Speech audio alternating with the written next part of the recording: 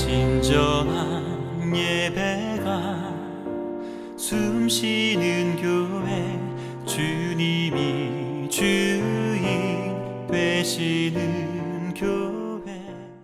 서명교회 성도 여러분 안녕하십니까? 6월 2일 화요 기도의 시간이 돌아왔습니다.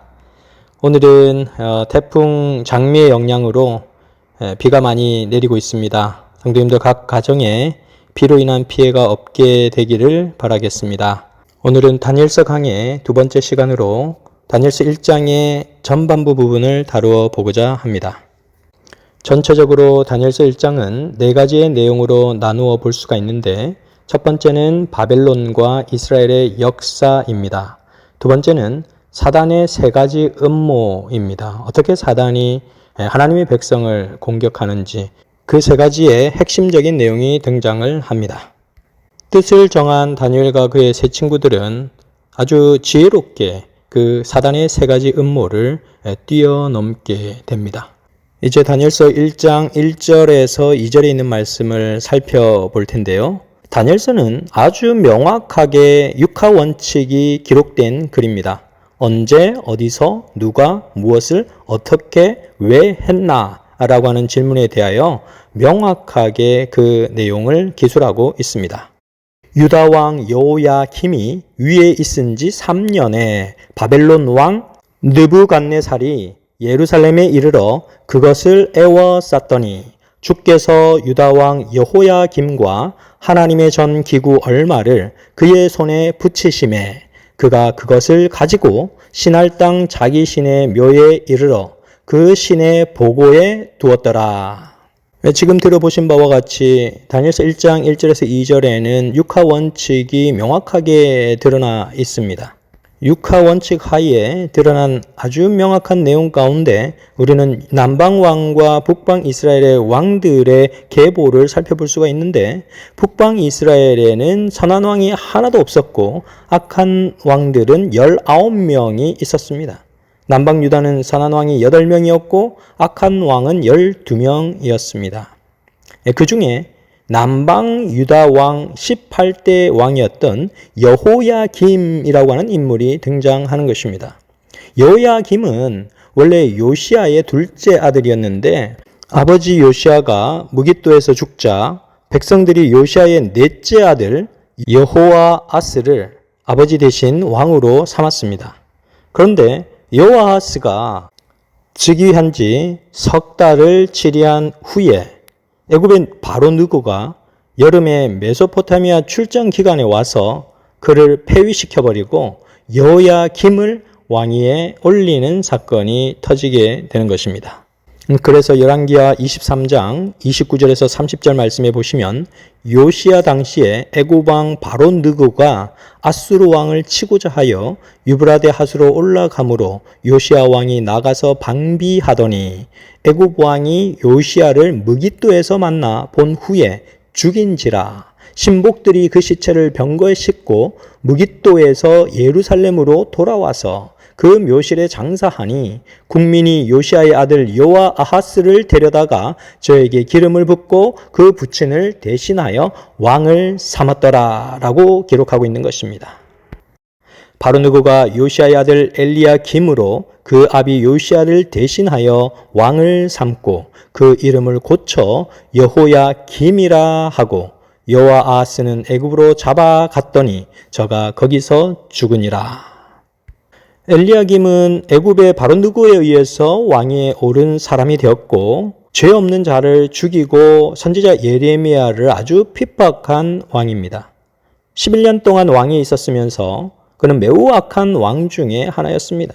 애굽의 바로 느고에 의해서 왕이 되었기 때문에 애굽의 힘겨운 공물을 바치도록 계속해서 강요를 받는 그런 상태에 있었습니다. 이것은 큰 상징적인 의미를 갖게 되는데, 유다가 애굽에 소속되어 있었다는 사실을 강력하게 시사해 주고 있는 것입니다. 그래서 애굽 왕 바로 느고는 아수르와 연합하여서 바벨론을 견제하고자 대군을 이끌고 북상하게 됩니다. 오랫동안 유다를 괴롭혀온 그 아수르의 세력이 약해지자 친바벨론 정책을 내세웠던 요시야 왕은 무기토에서 애굽 군대와 싸우다가 장렬하게 전사하게 되는 것입니다. 그리하여 BC 605년에 바벨론은 갈그미스 전투에서 가장 큰 힘을 자랑하고 있던 애굽을 격파하게 됩니다. 그리고 당대 최고의 강대국으로 등장하게 되는 것입니다. 이때 이 바벨론 왕 느부갓네살 왕은 패권을 장악한 다음에 이제 남방 유다를 공격했는데 이것이 바로 바벨론의 제1차 유다 침공이 되는 것입니다. 이때 바벨론 왕 느부갓네살이 남방 유다를 점령하여서 다니엘을 비롯한 왕족과 귀족들을 데리고 바벨론으로 끌고 가게 되는 것입니다. 이러한 역사적인 사건에 대한 예언이 바로 예레미야서에 예고되어 있었습니다.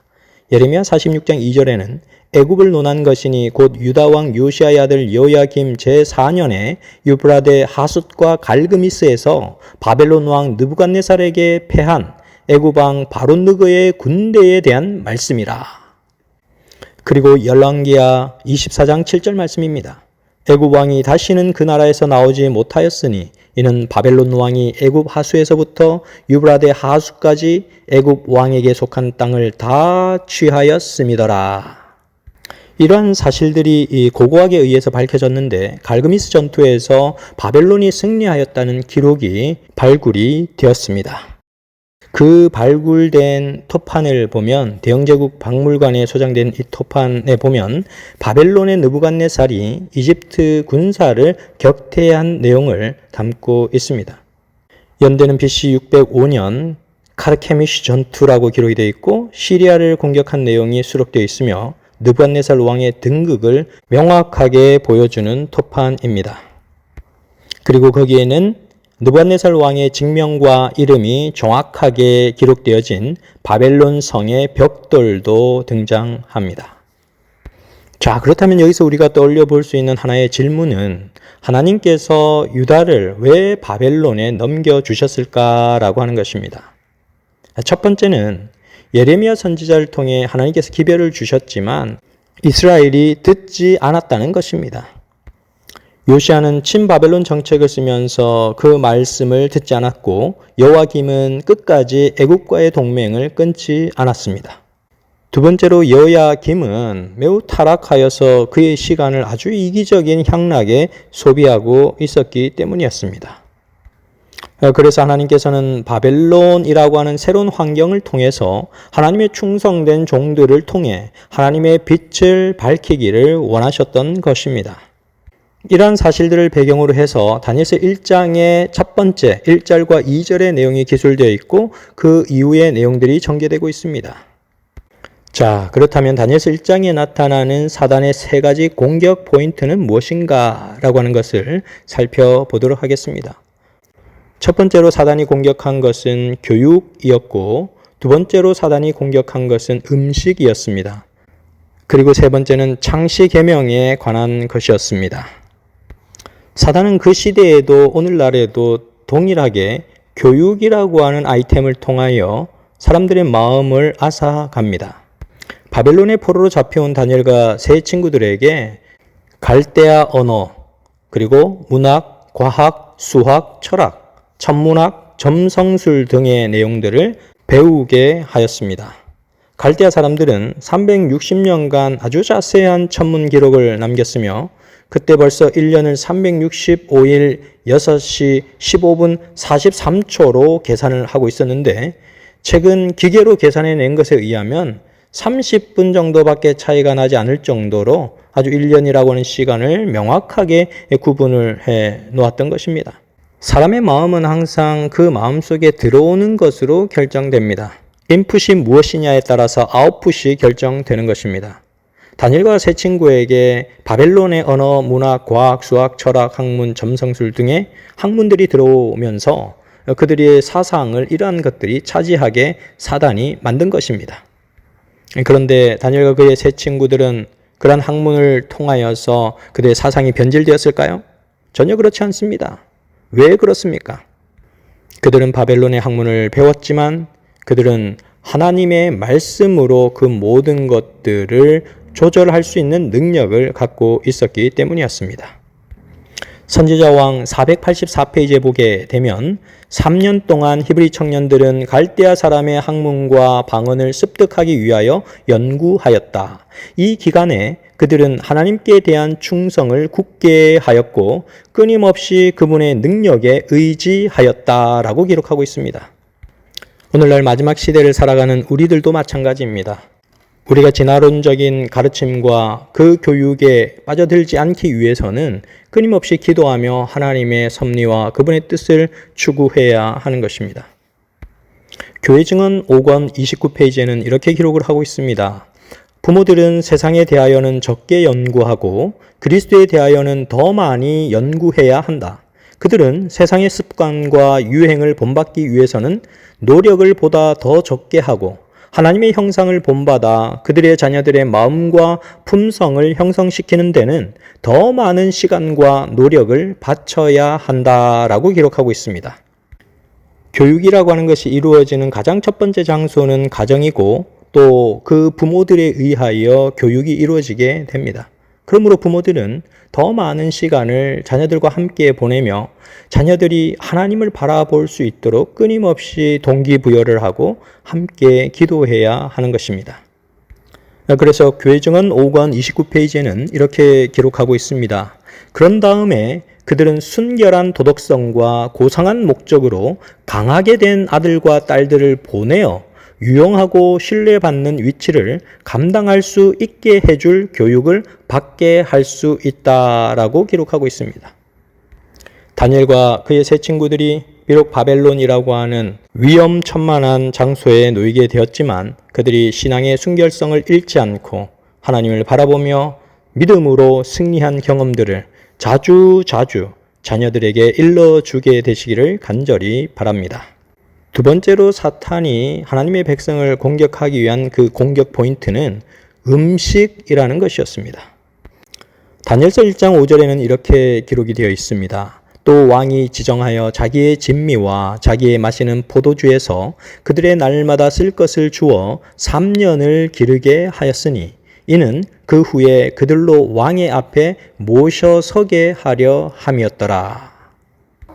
자, 여기에 먹고 마시는 것이 등장을 하는데 먹거리라고 하는 것은 사단의 아주 큰 대쟁투의 쟁점입니다. 최초의 인류가 어떻게 타락하게 되었습니까? 선악을 알게 하는 나무의 실과를 먹느냐 먹지 않느냐라고 하는 것이었습니다. 이것은 몸에 좋으냐 좋지 않느냐의 문제를 떠나서 하나님 앞에 순종하느냐 불순종하느냐의 문제를 다루고 있는 것입니다. 다시 말하면 믿음으로 사느냐 믿음으로 살지 않느냐를 판단하는 기준이 되는 것입니다. 성경에서 음식의 문제는 아주 중요한 믿음의 선택을 나타내 보여주고 있는데요. 가인과 아벨의 제사에서도 나타난 시험의 문제였고 예수님께서 광야의 시험을 받을 때에도 나타난 문제이기도 하였습니다. 또한 노아의 때에 일어났던 그런 믿음의 시험이기도 하였습니다.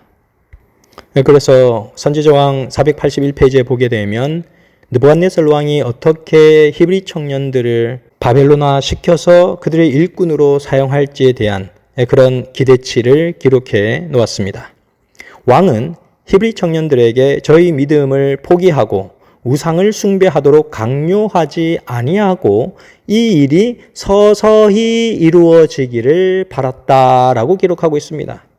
여기 이 일이 서서히 이루어지기를 바랐다라고 하는 것은 바로 먹고 마시는 문제, 먹거리를 통하여서 자기네들의 정체성이 서서히 바벨론화 되어지기를 바랬다는 것입니다.